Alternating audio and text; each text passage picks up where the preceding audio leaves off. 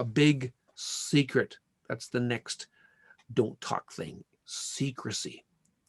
Indirectly murdering one of his most loyal captains in the army to protect his shame was no problem for him. But God won't let him get away with that. In chapter 12, the Lord sends the prophet Nathan to confront King David with this sin. And David's commitment to the don't talk rule was actually a direct result of his shame. He knew he shouldn't have done this. What's the verdict? This is what the Lord says, Nathan said.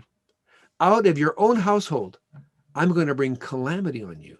You did it in secret, but I will do this thing in broad daylight before all Israel. This secret thing and this shame thing does not work. It works for a while, but then it blows up like high-octane fuel. The remedy for secrets and shame is full disclosure. No more hiding, being fully honest with ourselves and with others.